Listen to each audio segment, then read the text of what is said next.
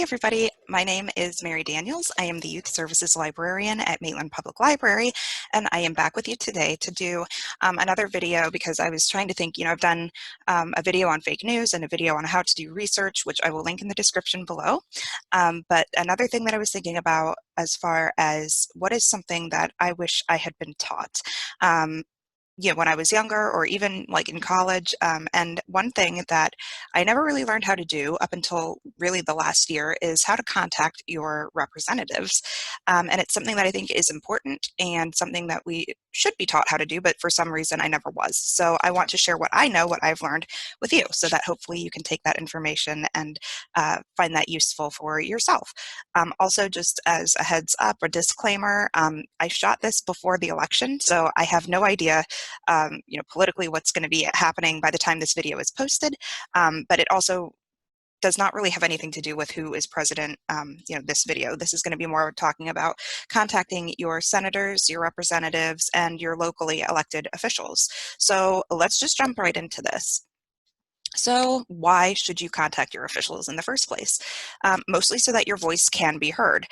Stop screaming into the void and do something. Everybody has an opinion. Everybody has a lot of thoughts and opinions on things that are happening politically, and it's one thing to post about it on social media or to have conversations with your friends. Everybody needs to vent, but without action behind your feelings, it's just words, and it won't really affect real change. So you do have the power to affect change, and you can do that by contacting your elected representatives. It's important to remember that your representatives work for you. They got where they are by your votes, so you can and should hold them accountable. They wouldn't be where they are without you. The First Amendment to the U.S. Constitution guarantees the right of all citizens to communicate with their elected representatives. So that's part of our history and part of our Constitution. We have a right and a privilege, and it is protected for us to be able to speak to our elected officials. And then finally, there was a quote from the blog Art of Manliness, which is actually kind of like a funny, cool blog, but they summed up, I think, a lot of people's feelings really well. So I'm just going to quote them here. They said, "Many people feel cynical and apathetic that politicians are so corrupt that it's not worth their time to petition them. But that just turns into a self-fulfilling prophecy. Things will never change if good people don't get involved and hold their politicians accountable. Writing your representatives may seem like only a small thing, but politicians need to know that their constituents are paying attention." And that's all true. It's important for us to be in touch with our representatives and to let them know that, like, hey, we're watching, we're aware of what's going on, and we're going to do our part. As citizens, we have a responsibility to hold them accountable. So if you do decide to contact your representatives, should you call, write a letter, or send an email? So personal letters are superior to emails or form letters because of the time invested in writing them. So congressional officials will take them more seriously. That being said, if you really need to be heard, call, pick up the phone and call. Basically, a call is better than a letter is better than an email, and an email is better than nothing. So, if you're going to think about contacting your representatives, that's sort of the order of operations, I guess. It would be like email first, then letter, then call. Note, a thing to be wary of are canned letters or form letters. These are things that basically, like, somebody has already written it out and they just plug in your name or your email address. Many of these get dumped when they reach congressional offices, and it's pretty obvious, because they'll be receiving a large volume of exactly the same letter or email. For example, if 1 million people submit a pre-written letter about a cause, all it shows is that that cause rallied 1 million people to click a button rather than actually care enough to write their own personal letters. So is it okay to send a canned letter or a form letter? Absolutely. If that makes you feel better, then I definitely encourage you to do that, especially as a first step. Like, that's, if you just need to kind of like dip your toe in the water, that's a great way to do it. But if you're really looking to be heard or to have an impact and really personally reach your representative, then a custom handwritten or, typed, but like a custom letter that you've made is going to have the most impact. So will they even read it? According to the New Yorker, the US Senate received 6.4 million letters last year, not counting faxes, emails, or phone calls. That amounts to 64,000 letters per senator, or if the same volume were spread throughout the House of Representatives, 14,712 letters per representative. That is a lot. Like, it's a lot. It's good that people are so civically engaged, but it can feel overwhelming. It can feel like an exercise in futility. However, staff will often cull exceptional letters for their bosses to read. The majority of letters or correspondence of any kind, they are summarized, tallied, and presented statistically rather than in long form. So if you're writing about a certain bill, unless your letter is really exceptional, they will tally that bill into like a yes or no pile, or however, depending on the bill in question, and then present that information statistically rather than actually handing off your letter to your senator or representative. But take into account that for every letter received, there are hundreds or thousands more that were never sent. Your letter is a barometer of your hometown or state. So it's easy to feel defeated by those statistics, but it's also important to remember that your opinion matters and that your voice matters and that you should be heard. And so it behooves your representatives for you to write and let them know what's going on, because you are a citizen and you're a voting citizen and somebody who can impact their jobs and also let them know what's going on back in their home community. So how do we go about doing this? Keep it short. 3 paragraphs should suffice, but no matter how many paragraphs you break it up into, it should really never exceed more than 1 page. So a good formula is just the first paragraph to introduce yourself, including any honors, accomplishments, or personal details. Say why you are writing and include the bill number and official name of the pending legislation that you are writing about, the issue that you are contacting your representative about. The second paragraph should state your reasons why you think the way that you do.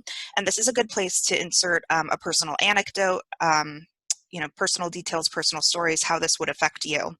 The third paragraph, or your closing paragraphs, should thank them for their time and state your appreciation should they support your cause.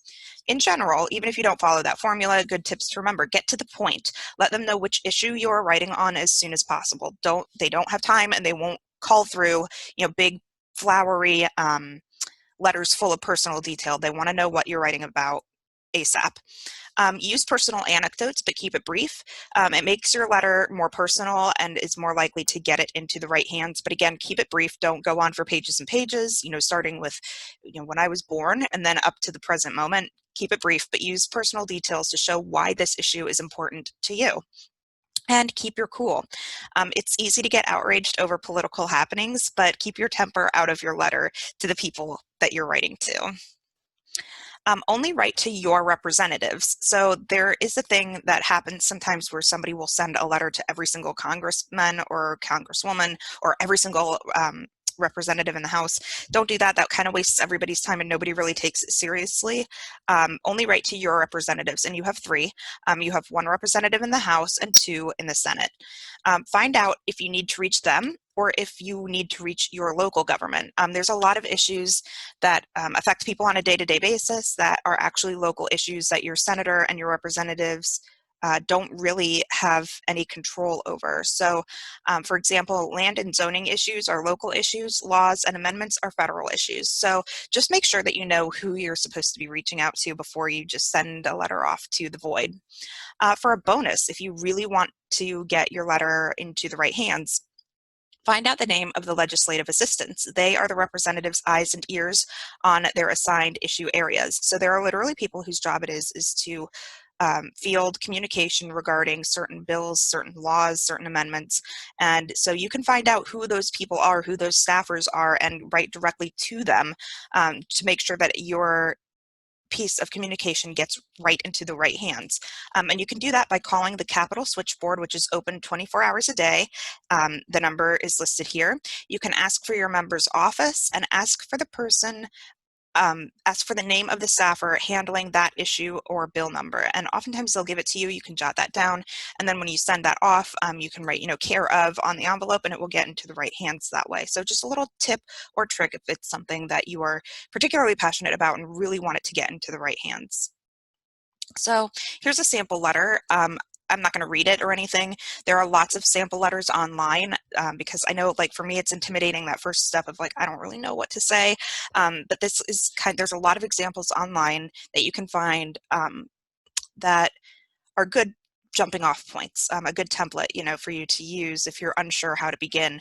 You can see that they kept it one page. It looks like there are 4 paragraphs there, and this particular example uses personal examples. The subject is the bill, and they've listed it right here. It's front and center. You know exactly what it is that they're writing about. They discuss why, and then of course, thank you, for your support. Keep it all very professional, of course. So how to find your representative's information. You can call the Capitol switchboard, as I said, 24 hours a day, and ask for mailing addresses. That number is listed there. It's also, if you Google it, you can find it, again, 24 hours a day. To find your House of Representatives, to find your representative, go to house.gov/representatives/find-your-representative. You can search by zip code. For us, if you are local, your representative is likely either Stephanie Murphy or Val Demings, but go to the house.gov website and enter your address just to be certain. For Senate, you can go to senate.gov/senators/contact and search by state.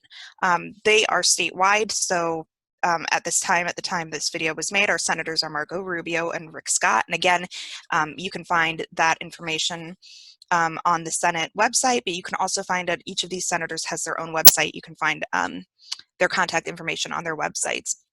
Email addresses can be found on websites. And another really good resource, if you're looking for local officials, is myreps.datamade.us. You can enter your address to find federal, state, and local representatives. And that comes right down to like your county, your city, your hometown, all the way up to who your senators and your federal representatives are. So that's a really good resource as well. All of these will be linked in the description so that we can just click off and go find them. There are also a couple of apps that I would recommend to help you get started. If you're brand new to this like I was, these are some great ways to get started. Remember, canned letters or emails aren't as effective as original letters, but if you want to practice, they can be some really good resources. So one that I recommend is ResistBot. Again, it's an app. You can download it on your phone, but they also have a website at resist.bot. You text 50409 and ResistBot will find the email addresses of your representatives and send them an email on your behalf for different issues, and then they send you a copy of that email so that you can see exactly what they sent for you. They have a variety of issues available, and it's free, barring any standard messaging and data rates that you may have. I have used this before, and I have gotten responses from senators using this, so I know that it works, and I know that they do, even though it is a canned letter, you can actually get a response from your senator using it. If you would like practice calling, for me, calling is way more intimidating just because I'm not really sure what to say, but there is a really great app called 5 Calls. It's just the number 5 and then calls. You can visit their website at 5calls.org. They will look up the phone numbers of your local representatives, list issues that they are currently dealing with, and then give you a script for the phone call, and this is free. And so if there is something like, say you wanted to talk to your representative about the post office, that would be an issue that they would have, and they would give you a script that you could follow when you make that phone call. So it is really good as far as like if you're going to make a phone call, which is a good way to reach out to your representatives and you're just not sure how to do it. That is a really good way because it does give you kind of a script to follow. And of course you can take that script and modify it, customize it, make it your own, but it is a really good jumping off point because for me, that's the scariest part is like, I don't know how to start. So these are just a couple ways to get you started until you're more comfortable, maybe writing that letter yourself. So conclusion, this is from The Consumerist, but it's a good quote. Members of Congress work for you. Without your votes, they won't stay in office. They go to great lengths to cultivate a positive relationship with you, their boss. Very few people take the time to write to a member of Congress, so the few that do carry a disproportionate influence. So I know, a few slides ago we said it would be like 64,000 letters or something per senator, but if you consider the number of people in like our state of Florida, that is a really small percentage. So if you do make the effort to contact your representatives, you do carry influence and you are exercising your civic right. And it's important for us all to get out and vote, but it's also important to remember that politics doesn't just end after Election Day. It's something that goes on year-round, all day, every day, and it's important for us to be involved. So I hope that this was helpful. I hope it was informative. I hope that maybe you're encouraged to reach out to your representatives and kind of follow up on what they're doing. Keep an eye on, the legislature that they're passing, the bills that they're passing, what's going on, on a local level as well as a federal level. So thank you so much for watching. If you have any questions, contact us at the Maitland Public Library. Thanks for watching, and we will see you next time. Bye.